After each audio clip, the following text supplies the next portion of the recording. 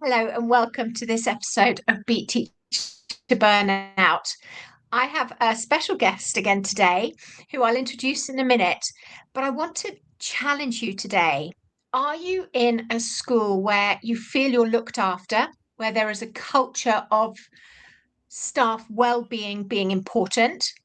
And are you also looking after yourself? So, we're going to be looking at all sorts of things about confidence, about our team, about feeling completely overwhelmed and what to do. So, hang on and go for the ride with us today because I'm joined by Becky Dawson from Twinkl. And welcome, Becky. It's fantastic to have you with us. Do you want to just tell everybody a bit about you and about what you do, but also what's your story? Sure. Thank you so much for having me, Rowena. It's just so, I think these spaces are so important. Can I start with that to talk about these topics? So thank you so much for having me on. So yeah, I'm Becky Dawson. I'm the National Wellbeing Lead at Twinkl. And, I have the honour of talking about wellbeing all day, every day in my job. And I love that. And a lot of that is around children and young people's wellbeing. I'm passionate about the need to change systems, etc., to support children and young people. But, increasingly, I am recognizing, and people around me recognizing, that can't happen without the good staff well-being. And I've been in education for over 20 years. I was a secondary school teacher, drama teacher, and was in leadership and took on the role of SENCO towards the end of my career. I have to say, against my will. I loved it. It was a brilliant role, but I was on maternity leave.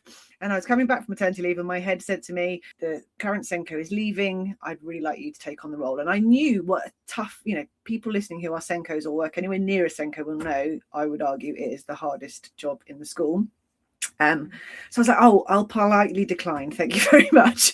But he was persistent and I did end up becoming the SENCO and I loved it. So absolutely had, the best experience. I learned more about well-being, mental health and all of those things than I ever would have done having not done that role. But it was a huge challenge and I definitely felt like it was the end. It kind of brought on the end of my teaching career in mainstream at that point, simply because it was just too much, Rowena, if I'm honest. There was a combination. I think it was like a perfect storm of the role is really tough. There's a huge kind of expectation on SENCOs. You've got your colleagues, you've got the students and young children, you've got the parents, carers. Everyone kind of wants a bit of you when you're a SENCO. And it's really hard.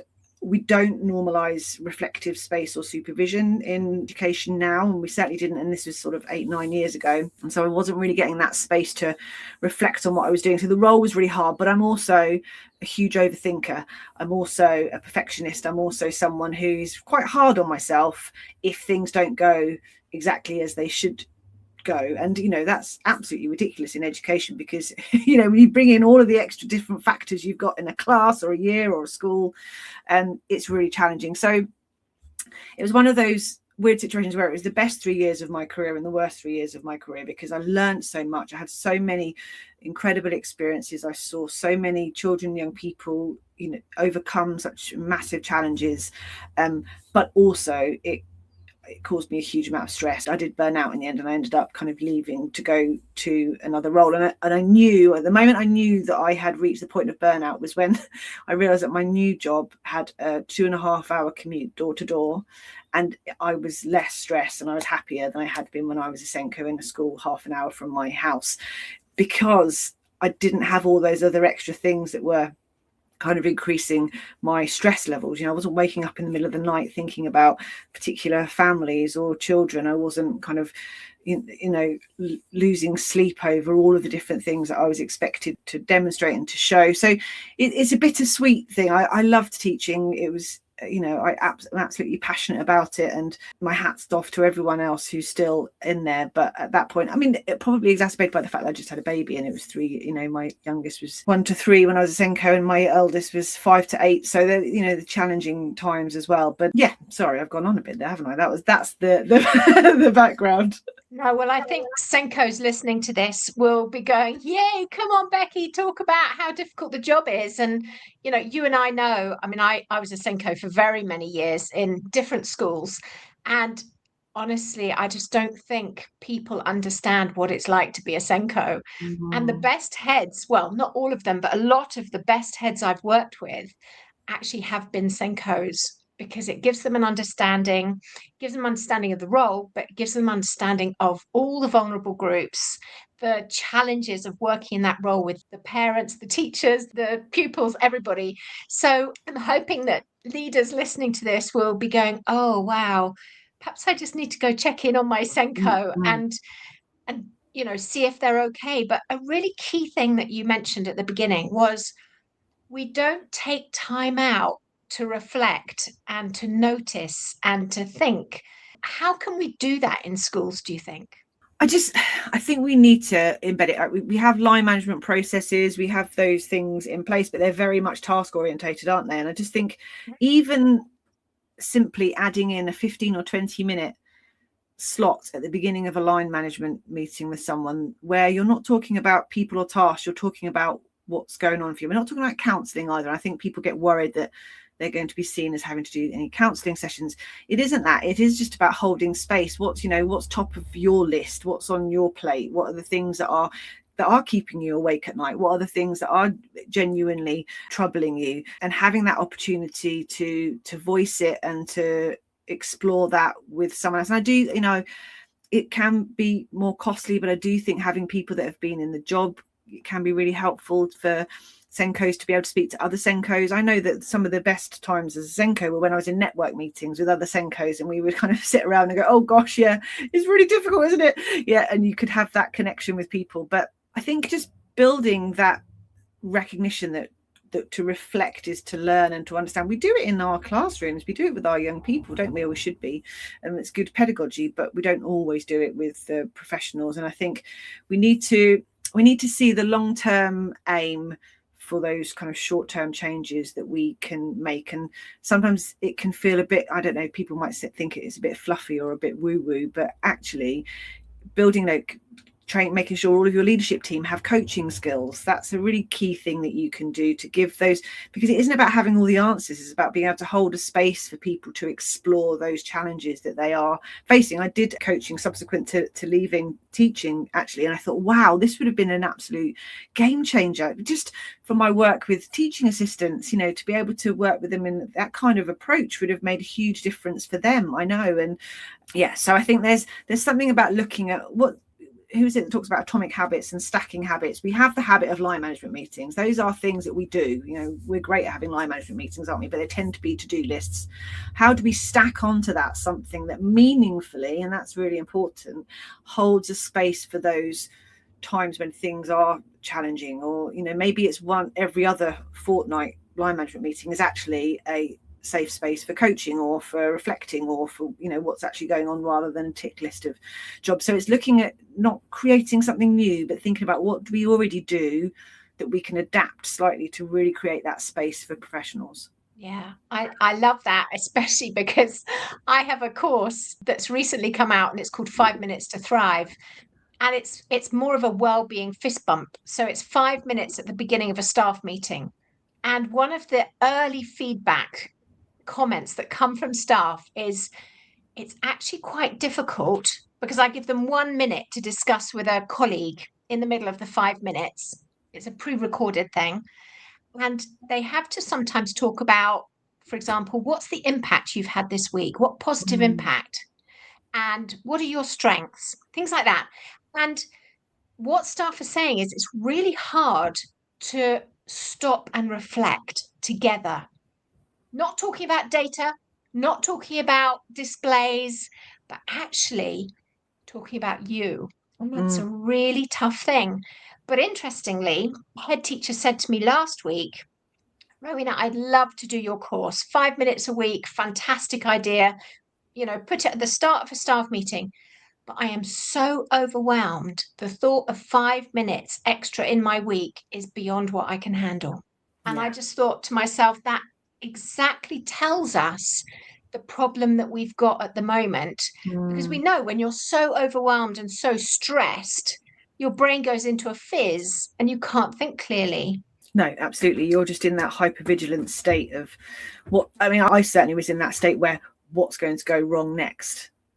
very rarely did I stop and go, what's gone right? That's a really, good point you've made, like having the opportunity to reflect on what has gone well, because human nature tells us that we will focus on the negative. That's what kept us alive when we were hunter-gatherers, because we were focusing on the threat and thinking about what potentially was going to make our lives difficult if we were trying to stay alive and eat, etc. But we still do that now in 2026, and actually we should be making time for thinking about what has gone well, strengths-based approach.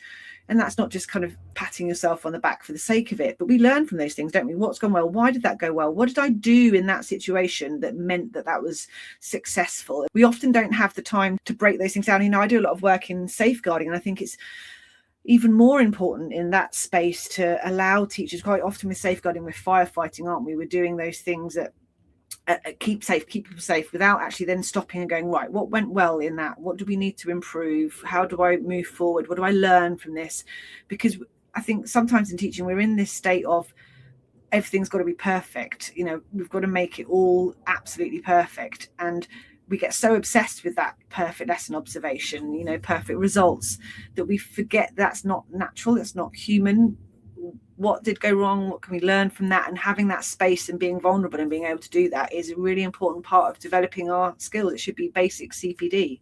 Yeah, no, I love that. I was in a school last week, and the teachers explained to me that when they make a mistake in the classroom, they almost verbally unwind that mistake to the children and how it looks and what they're going to do about it. And the support staff told me they do the same. And then I heard the children doing it. And it was such a powerful model of psychological safety that came right from the top. And, the head teacher was telling me that she makes mistakes and she talks about it in assembly and what she did about it and, the impact of it. And sometimes saying sorry, but sometimes just, adjusting what you do so that you do better next time. And it's such a powerful model, but we don't seem to be able to accept that that is normal life. In a school, we're all going to make mistakes. And actually, one parent at this school said to me, my child comes home from assemblies and they've been taught to think through things so well that they can then tell me what I should be doing better and how I should be treating children with special needs. Or I mean, it was such a powerful thing to see in action. And actually, I haven't seen that in that way. I'm sure it goes on because there are some amazing schools out there, but to see it happening is very exciting. Absolutely. And I think sometimes particularly when we talk about whole school approach to mental health and well-being, it can feel really overwhelming. You've got those 8 kind of priorities, those things, and sometimes it's the simplest thing, like everything that comes from that approach to making mistakes. You've then got to have people who are kind and accepting, haven't you? You've then got to kind of have people that are reflective. So much of it can come from having that one core element that you are going to focus on, and then branch out from that, and it has an impact on staff wellbeing, it has an impact on children and parents, as we can see. So absolutely. Yeah. So can I backtrack a little bit and ask you, you said that when you were a SENCO, it was just all too much. Did that impact your confidence as well? Oh, absolutely. I mean, I still to this day have a sense that I've failed too many people when I was in that role. And I know with my sensible brain and when I speak to people that actually I did a really good job. And I was, SENCO in a school with 1,200 pupils. It was, a big old school, and we had lots on the SEND register, quite a few EHCPs. And, I know sensibly that I did make a difference to some of those children. I did, work really well with the teaching assistants, but there are still some families that I kind of carry here where I feel like I didn't do enough, or I couldn't do enough. And I think that was probably the biggest motivation for me moving on, was that I got to the point where I realized that maybe the system was the problem and not me, and that was why I had to kind of try and do something else, because I felt like I was fighting against a system that was setting me up to fail. But it stays with you. It absolutely has an impact on your confidence. You go into any future roles and kind of doubting yourself. But then when I've had roles in the future where I've had good line management or have had, good reflective space, then that has made a huge difference. And this is no shade on the school that I work with. I had brilliant leaders, brilliant people that I was working with. We were all just trying to do so much with, so little at that point. And I feel my worry is now I feel like teachers have got to do even more with even less. I feel like I had some kind of external agencies that I could refer to, and I know the experience now is that there are few and far between for those people that SENCOs and inclusion leads can count on and call on to support that work. But yeah, definitely did have an impact on me personally. Yeah. So I don't know if this is a kind question or not. I'm going to ask you anyway.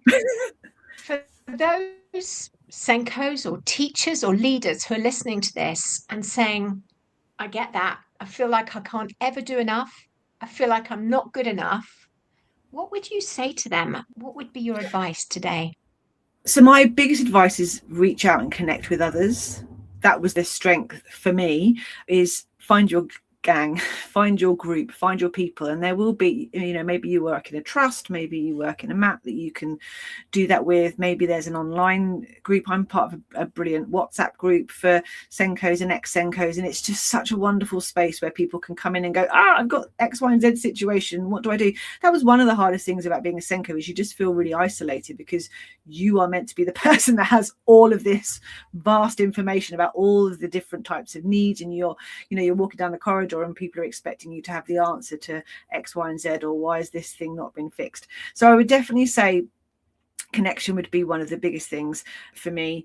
I would think about how you can carve out time for, I know, you're saying that head teacher couldn't find 5 minutes, and it is really hard, but even if you can find 10-15 minutes at the end of each week to sit down and go, okay, I've done good things this week, I know I have, I'm going to write them down. And that sounds, again, airy fairy, but there are scientific studies that say when you focus on positives, when you focus on things that have gone well, when you commit them to paper, you do get a physiological reaction to that experience, and it does start to almost program your brain to remember those things and to give them more importance and kind of highlight those things. So I would say connecting with other people, taking time out to actually sit down. A friend of mine, brilliant friend of mine, who used to do a lot of coaching with me, she says, forget your to-do list, do your to-da list, which is like, ta-da, this is what I've done. And you write down the things that you've done really, really well. And I love that. It's brilliant. So get to the end of the week and write down your to-da list. So what have you achieved? And it could be the smallest thing. And I think that's a really important thing to remember as well.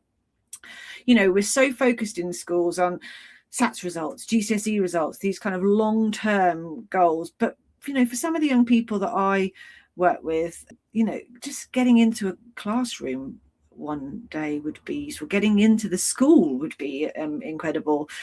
Feeling able to sit and have a conversation with a peer. So really trying to not think about those external measurement tools, really think about what's meaningful for that young person. Okay, so this young person, maybe they're not going to get all their GCSEs, but this week you've taught them to tie their shoelaces, or this week you've helped them to make a friend. Those things are, long term, really meaningful for those children and young people. And I think, kind of reframing what achievement is in our education system can be really crucial as well. I absolutely love that. And if you don't mind, I might steal that, because I think we need to have some to-do lists. Yeah. And actually for people to start writing that down. I have a year's journal that I created for school staff, the Burnout Busting Teachers Journal. And it's based around the fact that, gratitude, noticing our impact, internal validation has such powerful research backing to make a difference.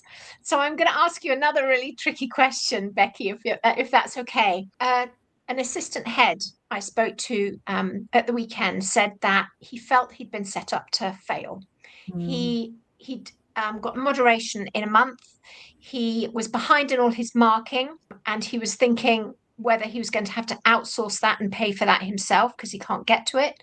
Because if he starts doing the marking, the behavior goes down, the safeguarding incidents increase, and he is absolutely and utterly on his knees. He started having to take some days off because he's so stressed and getting ill, and he's obviously looking to get out. So we don't want to be losing our fantastic teachers. And this man is a passionate, fantastic educator, leader. I mean, he's been and asked for help from his line managers, and they've said there is no help, suck it up, sort it out. So obviously not a great environment in that school, but what would you be suggesting to him or saying to him? Gosh, that is a hard one, Rowena, isn't it? And like I said, my top of my list would be look for a school that looks after you better. But that's easier said than done, isn't it? Just to get, there's so many different factors that can impact where you can work. But it certainly doesn't sound like that school are nurturing their staff or looking after their staff. I mean, in some ways, it makes me happy to hear that he is taking time out. Not that it's stress related, but for many, they will just keep battling through until they physically cannot do it.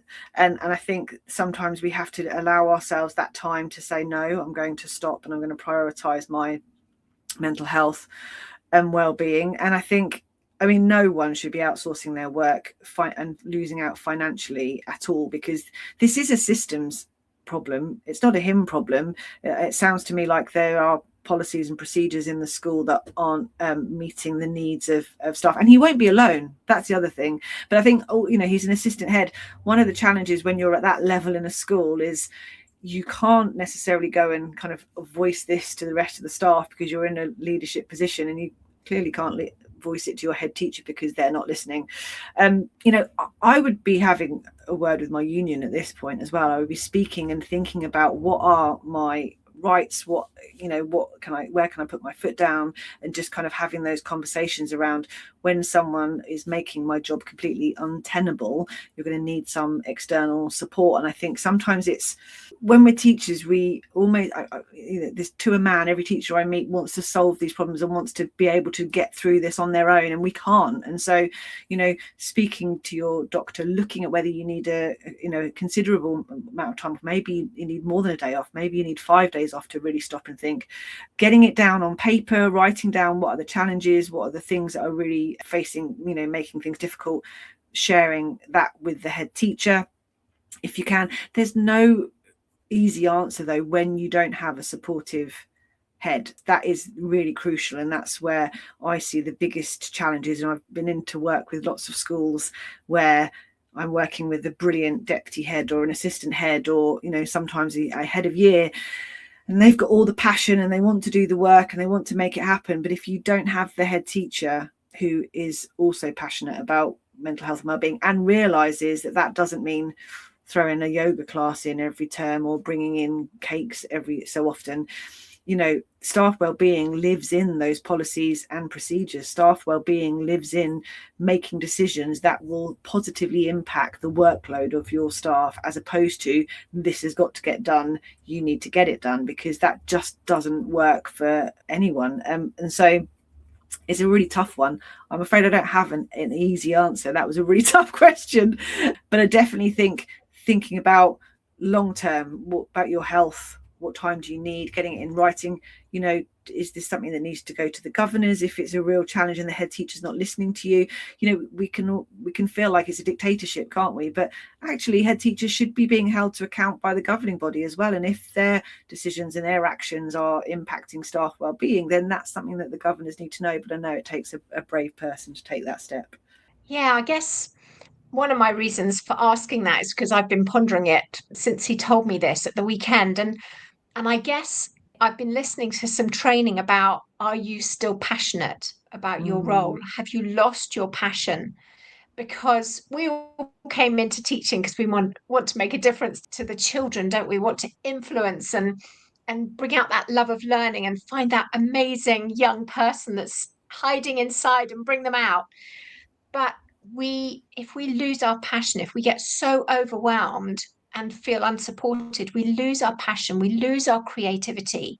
And the research shows that then we become less productive, we become obviously more negative, and then of course the behavior is going to increase around us, because young people, they pick up on whatever mood we're bringing into the room or walking around the school with.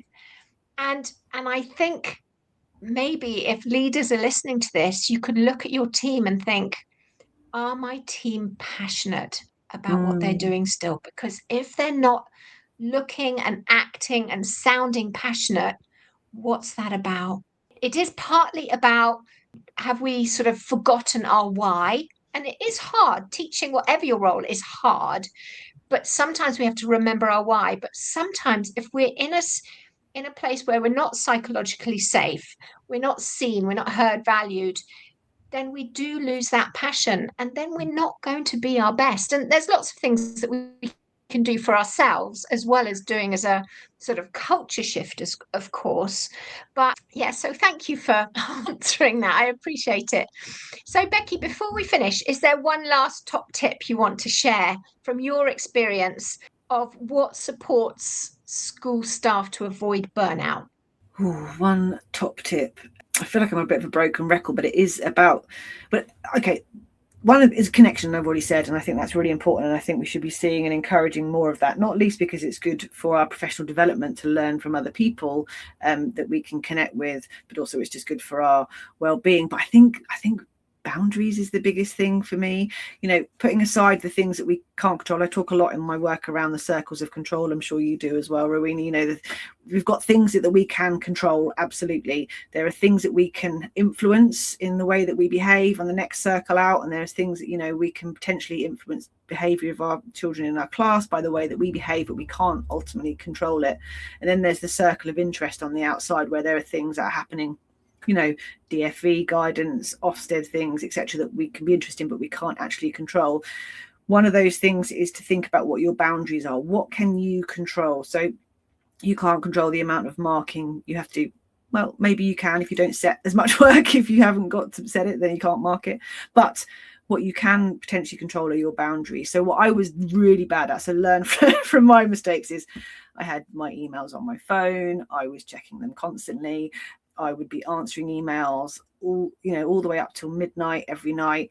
I was just constantly thinking, like at the weekends, I just was, even if I wasn't working, if I was in the park with my children, I would still have those things kind of rolling around in my head because they were on my phone and because I just didn't have ways of switching off. And I just think finding that off button is really important, and it happens with different people in different ways. But being really clear, we've got a Facebook wellbeing group at Twinkl, and I'm on there quite a lot, and there's people on there that are saying, I don't know how to switch off, and it's really hard. And I think in teaching, you could work forever, couldn't you? Your to-do list could never end. There's always something you could be doing. So at some point we have to say, well, no, I am not going to. And different people do this differently. So it might be that a friend of mine used to stay at school till 6. She would get all of her marking done and she would never do anything at home. She would be there, done. I had other friends that would leave at 3:30. They would go home, they would go to the gym, whatever, do their chill time, then come back and do, or not come back, or do their work and later in the evening. It doesn't have to look the same, but we need to have the boundaries, because if we don't have the boundaries, it will just be continuous. And particularly for new teachers, and we need to model this for new teachers. There's the tendency to fall into that martyr trap of teaching. I marked for this many hours, or I've done this many days, or I've had, all of these things that I've done. And actually that's not good for us, and it's not good for the people that we're modeling for. So having clear boundaries on when you're going to stop working, not having your phone on your email on your phone, not checking your laptop, putting it away, having it somewhere that you can put away at the weekend, and really having at least one clear day at the weekend where you're not working. I mean, I absolutely wish that I'd done that, because it just leaks into everything you do otherwise. And I think after a while, the guilt will dissipate and you will realise that actually the world hasn't ended.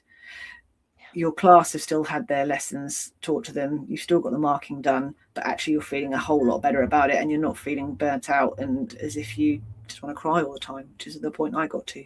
Yeah, so did I.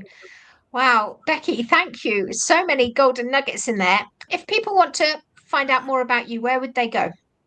LinkedIn is where I'm most active. So, yep, find me on LinkedIn, bits and pieces on TikTok and Facebook and Instagram, but mainly LinkedIn. And yeah, come and follow me and see what we're doing. Well, I will put the link in the show notes. So thanks everyone for listening. And Becky, thank you so much for your time today. Thank you so much for having me.